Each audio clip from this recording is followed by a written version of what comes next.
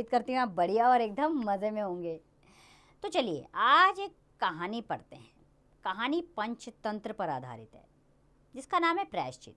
अब इस पाठ के जरिए हम जानेंगे इस कहानी में क्या है, किसने क्या किया और किस बात का उसे प्रायश्चित करना पड़ा।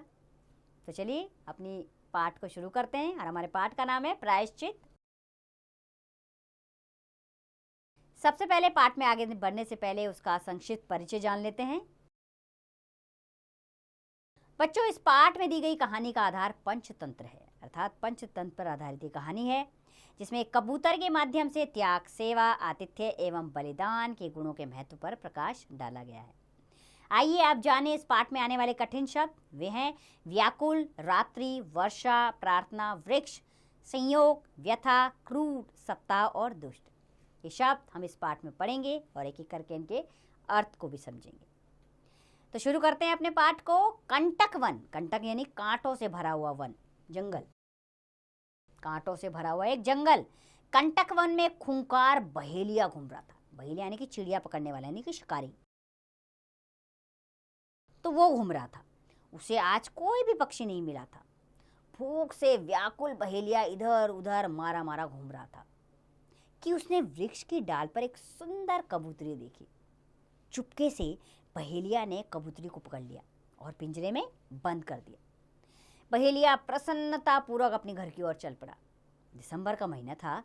देखते ही देखते पूर्व की ओर से बादल उठा और तेज बारिश होने लगी, यानी तेज वर्षा होने लगी। सर्दी के मारे बहेलिया के दांत किटकिटाने लगे। शीत में वर्षा से बचने के लिए वह फिर जंगल में ही वृक्षों के एक झुरमुट की ओर भाग चला, अर्थात वो वापस जंगल की ओर चला ताकि वो बारिश से बच सके, क्योंकि सर्दी का मौसम था तो ठंड ज़्यादा लग रही थी उसे। वर्षा रुक गई। रात्रि का अंधकार घिराया। अंधकार अर्थात अंधेरा, अर्थात रात हो चली थी। आकाश में तारे जगमगाने लगे। एक वृक्ष के नीचे बहेलिया प्रार्थना करते हुए कहने लगा, जो भी कोई इस वृक्ष पर रहता हो कृपा करके मेरी सहायता करे। इस समय मैं शीत और भूख दोनों से मरा जा रहा हूँ। शीत यानी कि ठंड से। तो उसने कहा कि मैं ठंड और भूख से मरा जा रहा हूँ, कृपया करके कोई मेरी सहायता के लिए आइए। संयोग से उसी वृक्ष के एक डाल पर एक कबूतर बैठा जोर जोर से विलाप कर रहा था। विलाप यानी कि किसी दुख में चिल्ला रहा था। हाय, ना जाने आज कबूतरी कहाँ रह गई। आज किसी निर्दयी बहेलिये ने उसे पकड़ लिया है। निर्दयी यानी कि जिसमें दया ना हो,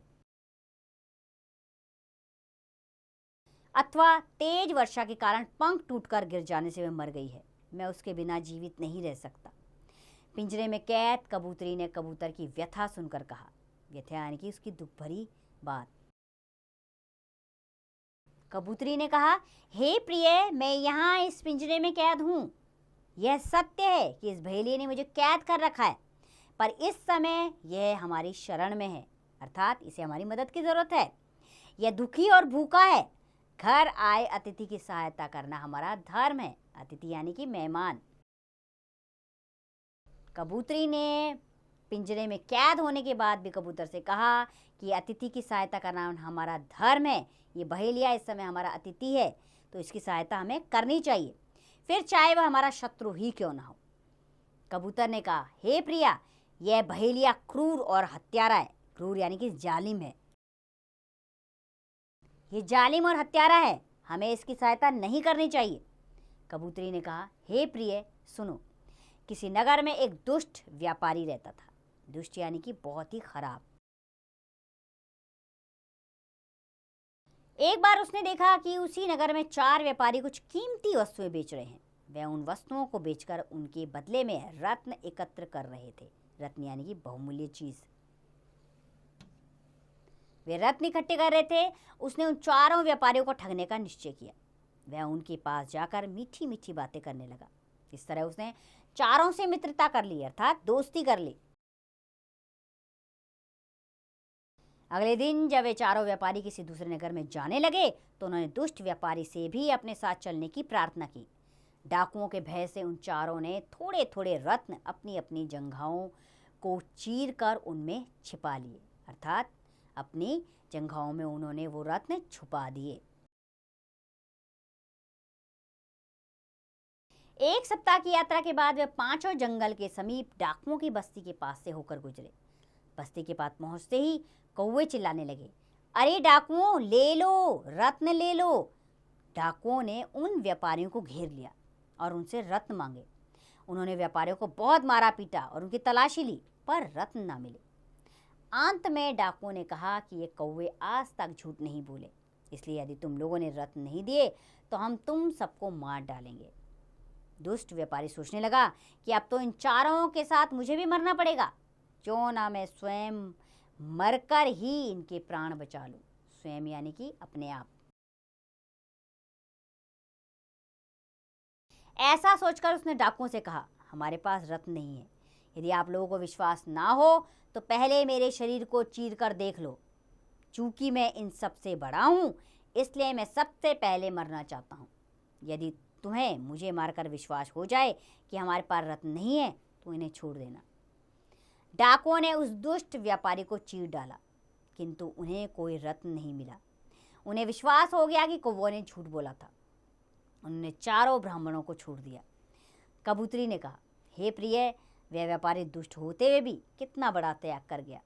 उसने जिनको ठगने का निश्चय किया था उन्हीं के प्राणों को बचाया।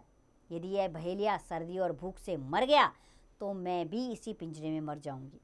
हमें भी हमारी शरण में आए इस बहेलिए की रक्षा करनी चाहिए, अर्थात इसकी रक्षा के लिए हमें आना ही होगा। कबूतर उड़ा और हुक कुछ ही देर में कहीं से एक जलती हुई लकड़ी उठा लाया। सूखे पत्तों में आग लगाने के पश्चात यानी कि बाद में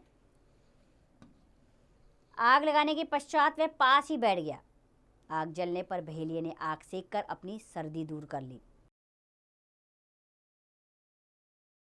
बहेलिए की आंखें उस समय खुली की खुली रह गई जब उसने देखा कि कबूतर उस जलती आग में कूद पड़ा। उसने सोचा कि उसकी भूख मिटाने के लिए जब एक पक्षी अपना बलिदान दे सकता है, बलिदान यानी कि अपनी जान दे सकता है,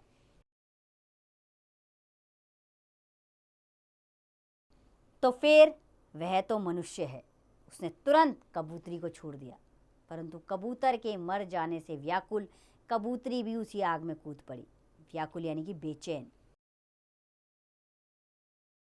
उन दोनों के त्याग को देखकर बहेलिया व्याकुल हो उठा। उसने प्रतिज्ञा की कि इस क्रूर कार्य को वह हमेशा के लिए छोड़ देगा। उसने निश्चय किया कि अब वह जीवों पर दया करेगा तथा ईमानदारी व मेहनत से जीविका कमाकर अपना जीवन बिताएगा। जीविका यानी कि जीने के लिए आवश्यक धन। तो अब उसने तय कर लिया था कि अब वो कोई भी ऐसा काम नहीं करेगा जिससे किसी को परेशानी हो, किसी का जीवन संकट में पड़ जाए, क्योंकि उसने अपने जीवन में इस तरह का काम देख लिया था कि उसके कारण कबूतर कबूतरी ने अपनी जान दे दी थी। तो बच्चों, इस तरह इस बहेलिए ने पश्चाताप किया और क्रूरता का मार्ग छोड़कर सद्मार्ग की ओर बढ़ा। तो उम्मीद करती हूँ बच्चों ये कहानी आपको अच्छी लगी होगी। इस कहानी से मिलने वाली शिक्षा को आप भी अपने जीवन में अपनाएं और कोई ऐसा काम ना करें जिसका आपको बाद में पछतावा हो।